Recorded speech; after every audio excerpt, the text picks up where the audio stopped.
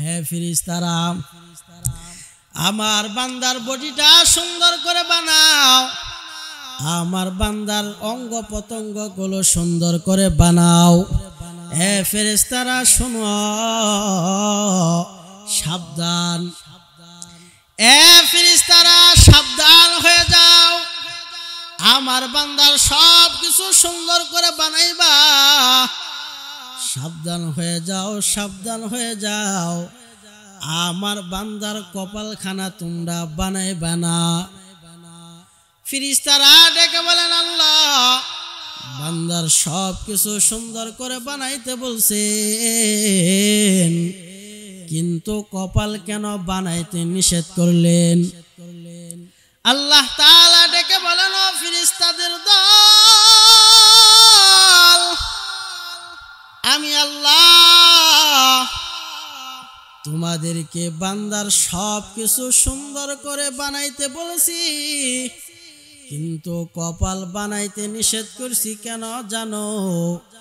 বলে এই কপালখানা আমি আল্লাহ নিজ কুদরতি হাতে বানাবো। কার হাতে? আল্লাহ তাআলা বলেন, আমি আল্লাহ নিজ কুদরতি হাতে বান্দার কপালখানা বানাইবো। ফেরেশতারা ডেকে বলেন, আল্লাহ আপনি কেন বান্দার কপাল বানাইবেন? কারণ কি? উদ্দেশ্য কি? আল্লাহ ডেকে বলেন, ও ফেরেশতাদের দল, আমার বান্দার কপালখানা এই জন্যই বানাবো, দুনিয়াতে গিয়ে বান্দা আমাকে সেজদা করবে। কাকে? বলে বান্দারা দুনিয়াতে যাওয়ার পর আমার বান্দারা আমার বানানো মসজিদে আমাকে যখন সিজদা করবে, আর যখন বলবে সুবহানা রাব্বিয়াল আলা, সুবহানা রাব্বিয়াল আলা, যখন সুবহানা রাব্বিয়াল আলা বলে ডাকবে, আমি আল্লাহর কলিজাটা, কুদরতি কলিজাটা বড় ঠান্ডা হয়ে যাব। সেই জন্য আমি আল্লাহ বান্দাদের সব কিছু তোমাদেরকে বানাইতে বলছি, সেই জন্য আমি আল্লাহ কপাল বানাইতে নিষেধ করেছি। এক কাষ্ট সিঙ্গার মানুষ দুনিয়াতে তুমি 50-60 বছর হায়াত পার করেছো, আজকে তুমি বলো আল্লাহকে কয়দিন সেজদা করেছো? এ মানুষ আল্লাহর জন্য আল্লাহকে কয়দিন রুকু করেছো? আল্লাহর জন্য কয়দিন তুমি মসজিদে গিয়ে সুবহানা রাব্বিয়াল আলা বলে ডাকছো? এরে বান্দা, মার পেট থেকে আসার পর আজ 50-60-70-80 বছর হয়ে গেছে। আল্লাহ তাআলা তোমাকে 1 সেকেন্ডের জন্য বাতাস বন্ধ করেন নাই, 1 সেকেন্ডের জন্য তোমার সূর্য চন্দ্র বন্ধ করেন নাই, 1 সেকেন্ডের জন্য পানি বন্ধ করেন নাই, গাছপালাও বন্ধ করেন নাই। আল্লাহ যদি ডেকে বলে, ও দুনিয়ার মানুষ 50-60-70 বছর আমি আল্লাহ তোমাকে হায়াত দান করলাম, এই 70-80 বছর হাত নিয়ামত ভোগ করছো। এ দুনিয়ার মানুষ আজকে জবাব দাও, আমি আল্লাহর জন্য তুমি কি নিয়ে আসছো, কি করছো? এ দুনিয়াকে পিছনে ফেলে দাও, দুনিয়াকে পিছনে ফেলে আজকের এই মাহফিলে তুমি আসো, একটু কথাগুলো শোনো। হয়তো আল্লাহ তাআলা তোমার এই মাহফিলে বসার কারণে এর যুবক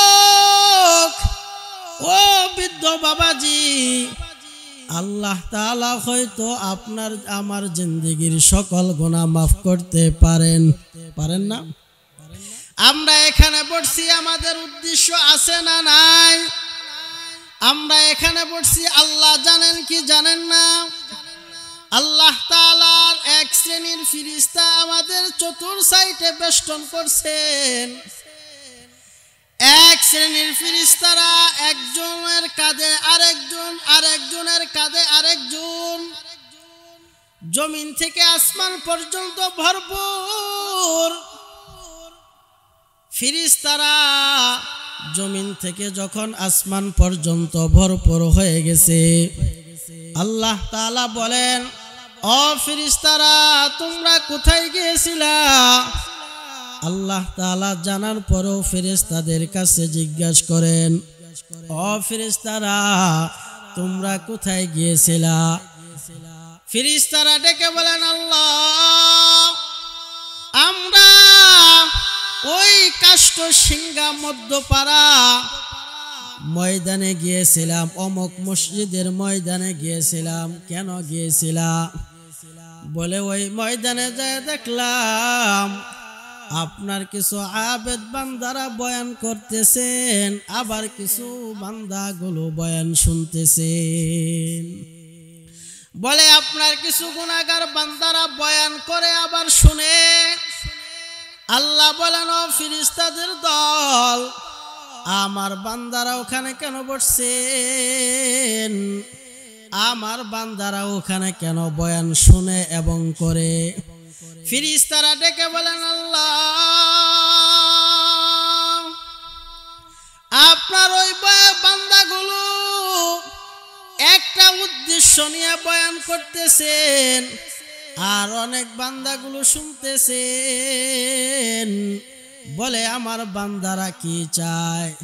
ফেরেশতারা ডেকে বলেন, আল্লাহ আপনার বানানো বান্দারা আপনার বানানো জান্নাত চায়, জাহান্নাম থেকে মুক্তি চায়। ঠিক না? বলে আমার বান্দারা কি আমার বানানো জান্নাত দেখছে?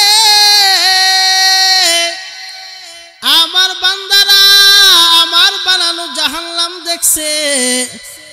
বলে না না, আপনার বানানো জান্নাত দেখে নাই, আপনার বানানো জাহান্নামও দেখে নাই। তাহলে আমার বান্দাগুলো কেমনে জানলো আমার জান্নাত এত সুন্দর আর আমার জাহান্নাম বড় ভয়ঙ্কর? বলে দুনিয়াতে উলামায়ে কেরামরা মানুষের দ্বারে দ্বারে গিয়ে বয়ান করেছেন, উলামায়ে কেরামরা মানুষের দ্বারে দ্বারে গিয়ে বয়ান করেছেন। বলে তবলিগের মুরব্বীরা মানুষের দ্বারে দ্বারে গিয়ে বয়ান করেছেন। বলে অনেক পীর বুজুর্গ আল্লাহওয়ালা বান্দারা উলামায়ে কেরামরা মানুষের দ্বারে দ্বারে গিয়ে বয়ান করেছেন। বলে আপনি দুনিয়াতে কত নবী রাসূল পাঠাইছেন, ওই উলামায়ে কেরাম নবীদের মাধ্যমে বয়ানের মাধ্যমে তারা বুঝতে পারছে, জানতে পারছে। বলে আপনার বানানো জান্নাত এত সুন্দর, আপনার বানানো জাহান্নাম বড় ভয়ঙ্কর। আয় আল্লাহ আপনার বান্দারা আপনার বানানো জান্নাত চায়, আপনার বানানো জাহান্নাম থেকে মুক্তি চায়। আল্লাহ বলেন, ও ফেরেশতাদের দল, আমার বান্দাদেরকে সুসংবাদ জানায় দাও, যেই বান্দাগুলো আরামের ঘুমকে হারাম করিয়া, যেই বান্দা দুনিয়ার ব্যবসা ফালাইয়া, যেই বান্দা সুন্দর বিছানা ফালাইয়া ওই মজলিসে বান্দারা বসছে, তাদেরকে সুসংবাদ জানায় দাও, হাসরের ময়দান বড় ভয়ঙ্কর ময়দান। বলে ওই হাসরের ময়দান এমন কঠিন, ওই হাসরের ময়দানে আমি আল্লাহ ওই বান্দাদেরকে ডাকবো, বান্দা আয় আয়, আজকে তোমরা সকলে জান্নাতের ভিতরে চলে যাও। আমাদের সকলের নিয়ত আছে তো ইনশাআল্লাহ? আল্লাহ তুমি আমাদের সবাইকে জান্নাতের উঁচু মাকাম দান করিও। আল্লাহ আমাদের সবাইকে গুনাহ মুক্ত জিন্দেগি দান করিও। আল্লাহ আমাদের সবাইকে দুনিয়া এই দুনিয়া নামক খারাপ জায়গাকে পিছনে ফেলে তোমার হুকুম, তোমার আহকাম, তোমার নবীজির সুন্নাত তরিকায় জীবন যাপন করার তৌফিক দান করিও। মেরে মুহতারাম, আমি যে আয়াতে কারিমা তেলাওয়াত করেছি, এই আয়াত দ্বারা আল্লাহ তাআলা উম্মতকে বুঝান, দোয়ার গুরুত্ব আল্লাহ তাআলা বুঝাইছেন। যে দুনিয়ার মানুষ অসুস্থ, দুনিয়ার মানুষ পেরেশান, দুনিয়ার মানুষ রোগে আক্রান্ত, দুনিয়ার মানুষ শারীরিক, পারিবারিক, সামাজিক বলে সকল বালা মুসিবতের ভিতর আক্রান্ত। সকল বালা মুসিবত থেকে মুক্তি পাওয়া, সকল রোগ থেকে মুক্তি পাওয়া, সকল সমস্যা থেকে মুক্তি পাওয়ার একটা উপায়, সেটা হচ্ছে দোয়া। কি বলেন? কিসের দোয়া? আল্লাহ তাআলার কাছে দোয়া করা। কিভাবে দোয়া করব? আমরা অনেক মানুষ অনেক পেরেশানি থাকি, কিন্তু আল্লাহ তাআলার কাছে দোয়া করি, আল্লাহ আমাদের দোয়া কবুল করেন না। আছেন না?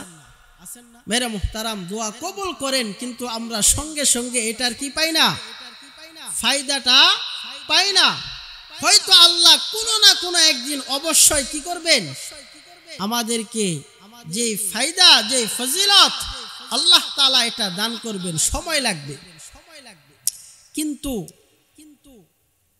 আল্লাহ সুবহানাহু ওয়া তাআলা এই আয়াত দ্বারা উম্মতকে বুঝাইছেন যে তোমরা যতই পেরেশানিতে থাকো না কেন, রোগে আক্রান্ত থাকো না কেন, তোমরা আমি আল্লাহর কাছে হাত বাড়াও, খাটি দিলে তাওবা করো, তাওবা করিয়া একটু আমল করিয়া এরপরে আমি আল্লাহর কাছে হাত বাড়াও, দেখো না তোমার দোয়া আমি আল্লাহ কবুল করি কিনা। কিন্তু আমরা তো দোয়া করব এটার নিয়মই জানি না। কথা ঠিক না?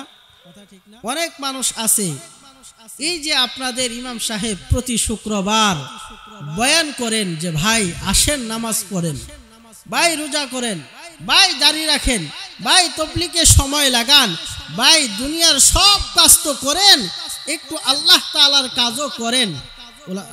আপনাদের ইমাম সাহেব বলে না? কিন্তু এই যে বলে, কয়জন মানুষ বলেন তো নামাজ পড়ে? আপনাদের সমাজে যদি 100 মানুষ থাকে, 5 ওয়াক্ত নামাজে কি 50 জন মানুষ হয়? হ্যাঁ, 20 জনও হয় না। 20 জন মানুষ যে হয় না, ইমাম সাহেব বয়ান করেন, কত বিনয়ের সাথে কথা বলে, নামাজ পড়লে কি ইমাম সাহেবের লাভ হবে? ইমাম সাহেবের বেতন বাড়বে?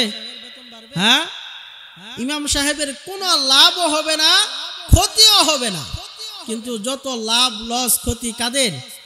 আমাদের। মেরে মুহতারাম, সেই জন্য আমরা যে দোয়া করব, কিভাবে দোয়া করব, কোন পদ্ধতিতে দোয়া করব, আল্লাহ তাআলা বলেছেন, এ দুনিয়ার মানুষেরা, তোমরা যখন আমি আল্লাহর কাছে হাত বাড়াও, আমি আল্লাহর কাছে হাত বাড়ানোর পূর্বে আমি আল্লাহ তোমাদেরকে কিছু নিয়ম শিখাই দিলাম। এ বান্দা, তোমরা যদি এই নিয়মে আমি আল্লাহর কাছে হাত বাড়াও, আমি আল্লাহ ওয়াদা করে দিলাম তোমাদের হাত কখনো ফিরাইয়া দিব না। বলে, হে মুমিন বান্দা,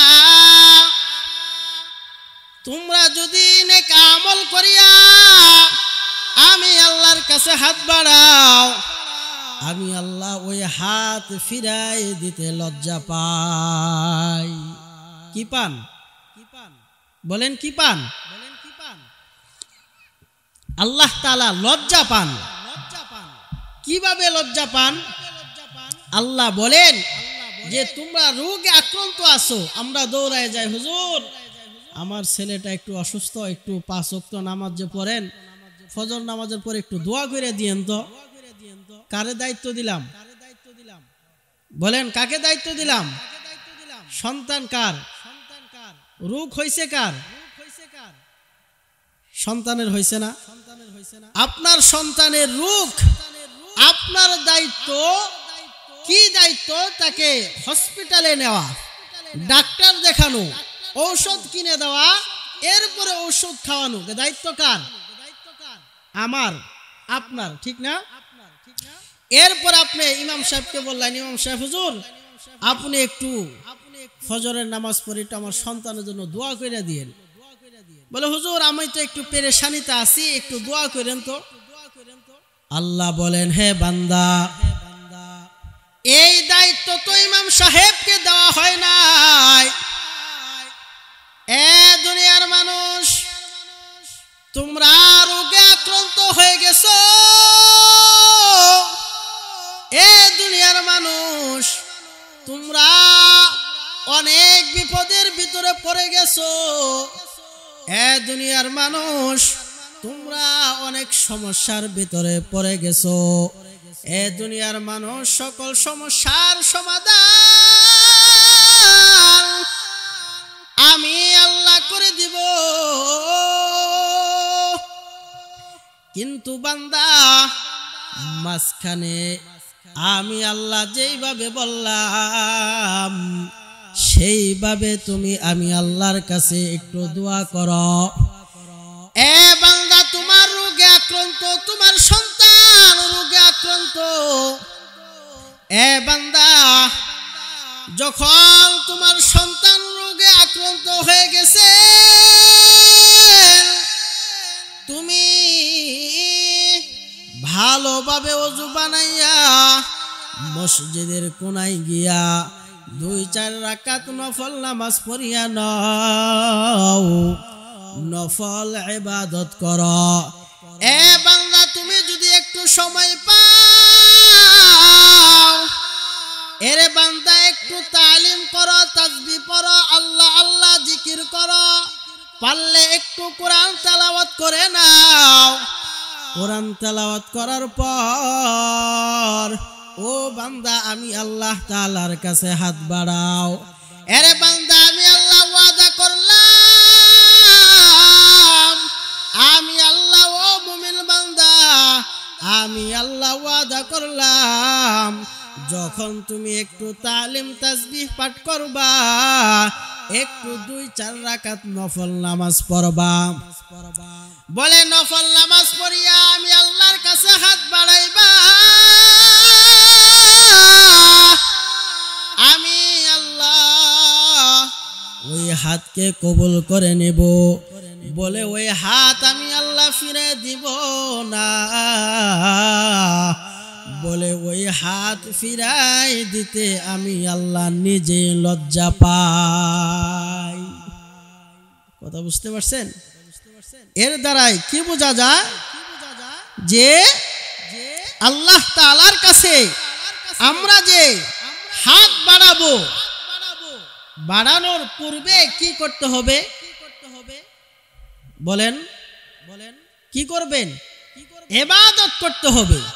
নফল একটা ইবাদত অথবা জিকির একটা ইবাদত, এরপরে কোরআন তেলাওয়াত করা একটা ইবাদত।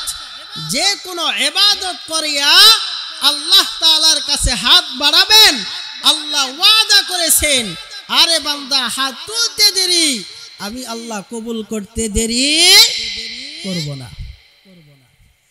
আল্লাহ তাআলা বলেছেন, এ মুমিন বান্দা, তোমার সময় আছে, আমি আল্লাহর কাছে মসজিদে গিয়ে আমি আল্লাহকে সিজদা দাও, আমি আল্লাহকে একটু সিজদা দাও।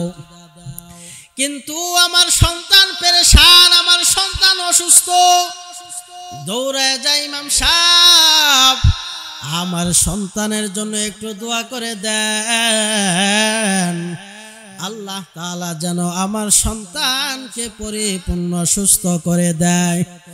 এ নবীর উম্মতের দল, আল্লাহ তাআলা বলেছেন, এরে বান্দা, যত পেরেশান, যত সমস্যায় তুমি আছো, সকল সমস্যা আমি আল্লাহ সমাধান করে দিব। বলে তুমি যে আমি আল্লাহর কাছে হাত বাড়াইবা, এ বান্দা হাত বাড়াও, কোনো বাধা নাই। এরে বান্দা, হাত বাড়ানোর পূর্বে তুমি একটু ইবাদত করে নাও। ইবাদত করিয়া হাত বাড়াইলে আমি আল্লাহ ওই হাত ফিরে দেই না। এখন বলেন তো কয়জনে আছেন যে হুজুর আমার সন্তান অসুস্থ ছিল, আমি এশার 4 রাকাত ফরজ পড়ছি, 2 রাকাত সুন্নত পড়ছি, 2 রাকাত নফল পড়ছি, এরপরে 3 রাকাত বিতর পড়ছি, পড়ার পরে আবার সন্তানের জন্য আরো 2 রাকাত বা 4 রাকাত নফল নামাজ পড়ে একটু 2-4টা সূরা তেলাওয়াত করে একটু আল্লাহ আল্লাহ জিকির করে সুবহানাল্লাহ, আলহামদুলিল্লাহ, আল্লাহু আকবার এইগুলো তাসবিহ পাঠ করে আমি আল্লাহর কাছে হাত বাড়াইছি, আল্লাহ আমার সন্তান অসুস্থ, আল্লাহ আমার পরিবারের ভিতরে সমস্যায় জর্জরিত, আমি অমুক রোগে আক্রান্ত। কয়দিন আল্লাহর কাছে এইভাবে দোয়া করছেন বলেন? কেউ করছেন? তাহলে আল্লাহ যেইভাবে শিখাইছেন সেইভাবে আমরা পারি না, দুষ্কার। হ্যাঁ, অনেক মানুষ বলে যে সব বিপদ আপদ শুধু আল্লাহ আমারই দেয়, আমারই চোখে দেখে, আর কাউকে এটা কোনোদিন বলবেন না। আজ পর্যন্ত যদি কোনো মানুষ বলে থাকেন মনে মনে তওবা করে নেবেন, আর কোনোদিন বলবেন না যে আল্লাহ শুধু আমারই চোখে দেখে, আমারই বিপদ দেয় আর আশেপাশে আর কাউকে দেয় না। এটা আর কোনোদিন কি বলবেন? যারা বলেছেন মনে মনে তওবা করবেন, কারণ আল্লাহ তাআলা যাকে বেশি পছন্দ করেন, আল্লাহ তাআলা যাকে বেশি পছন্দ করেন তাকে আল্লাহ একটু কি দেন? প্রেসার দেন, চাপ দেন, পরীক্ষা করেন বেশি।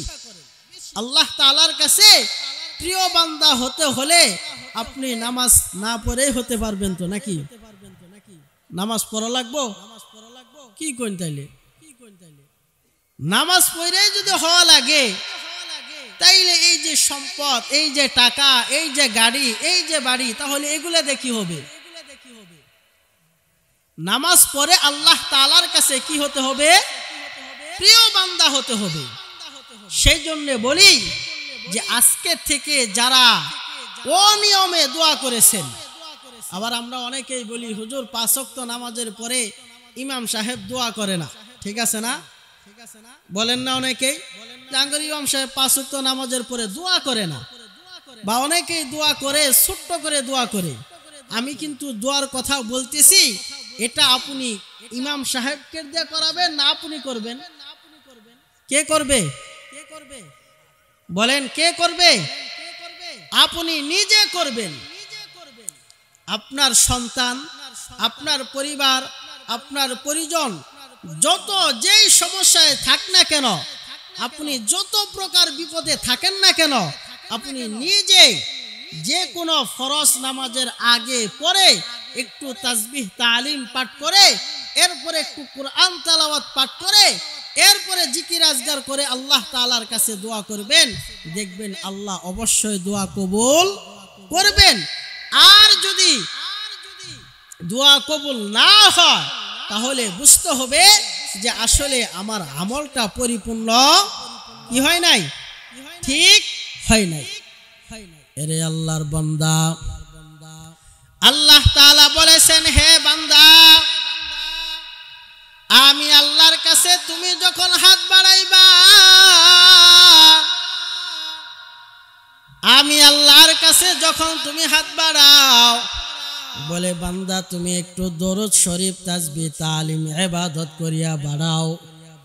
যখন বান্দা তুমি ইবাদত করিয়া আমি আল্লাহর কাছে হাত বাড়াইবা, দেখবা আমি আল্লাহ হাত তোমার কবুল করব। আর ওই হাত ফিরাই দিব না, ফিরাই দিতে আমি আল্লাহ লজ্জা পাই, লজ্জা পাই, লজ্জা পাই। আল্লাহ 3 বার বলছেন লজ্জা পাই। এরা মুমিন বান্দা, সেই জন্য আজকে থেকে আমরা যখন দোয়া করব, যত প্রকার বিপদ আপদ, রোগ বালা মুসিবত, জমির সমস্যা, বাড়ির সমস্যা, গাড়ির সমস্যা, এরপরে নারীর সমস্যা, যতই সমস্যা হয় আল্লাহ তাআলার কাছে ইবাদত করিয়া হাত বাড়াও, কারণ যে আল্লাহর কাছে তুমি সব নিবা, কিন্তু আল্লাহকে তুমি কি দিবা? এই যে মার পেট থেকে যে আজ পর্যন্ত আসছেন, আসা থেকে শুরু করে আজ পর্যন্ত আমি আপনি আমাকে আপনাকে আল্লাহ এমন কি আছে যে দেন নাই? বলেন, কি আছে যে আল্লাহ এটা দেন নাই?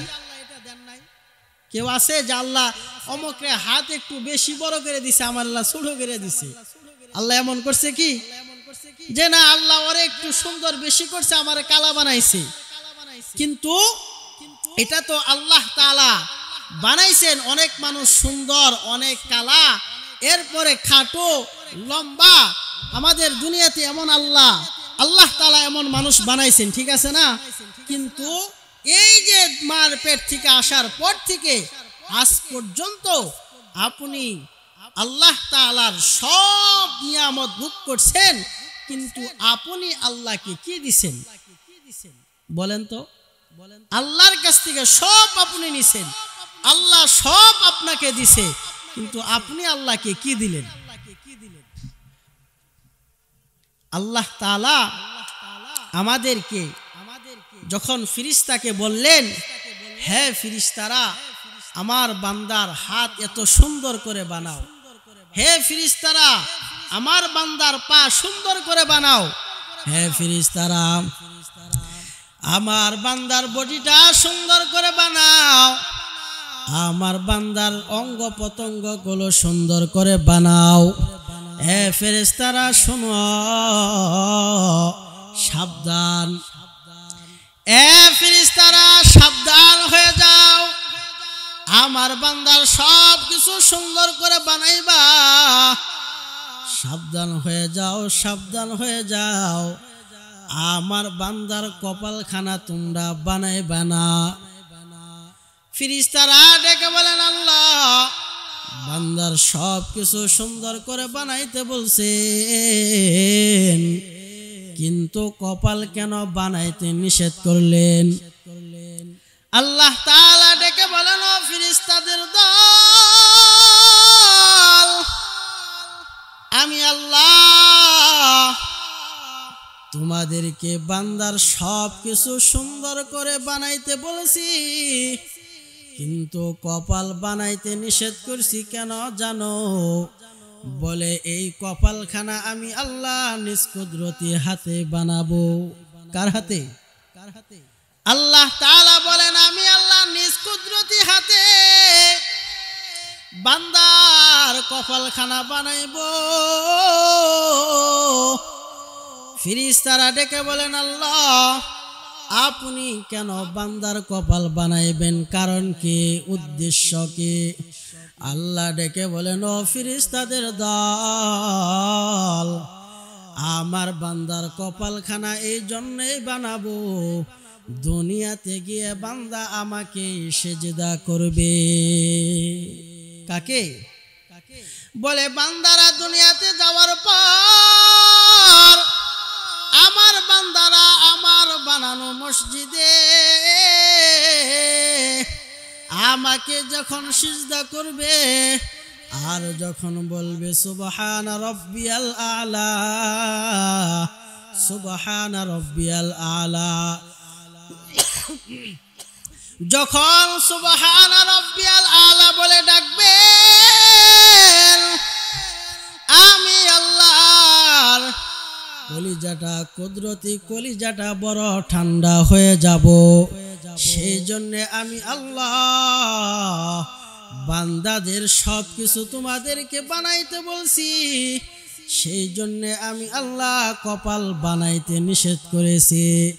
এক কাষ্ঠ সিংহার মানুষ দুনিয়াতে তুমি 50-60 বছর হায়াত পার করেছো, আজকে তুমি বলো আল্লাহকে কয়দিন সিজদা করেছো? এ মানুষ আল্লাহর জন্য আল্লাহকে কয়দিন রুকু করেছো? আল্লাহর জন্য কয়দিন তুমি মসজিদে গিয়ে সুবহান রাব্বিয়াল আলা বলে ডাকছো?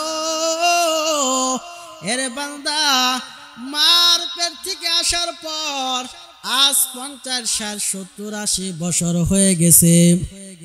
আল্লাহ তাআলা তোমাকে 1 সেকেন্ডের জন্য বাতাস বন্ধ করেন নাই, 1 সেকেন্ডের জন্য তোমার সূর্য চন্দ্র বন্ধ করেন নাই, 1 সেকেন্ডের জন্য পানি বন্ধ করেন নাই, গাছপালাও বন্ধ করেন নাই। আল্লাহ যদি ডেকে বলে, ও দুনিয়ার মানুষ 50, 60, 70 বছর আমি আল্লাহ তোমাকে হায়াত দান করলাম, এই 70, 80 বছর হাত নিয়ামত ভোগ করছো, এ দুনিয়ার মানুষ আজকে জবাব দাও, আমি আল্লাহর জন্য তুমি কি নিয়ে আসছো, কি করছো?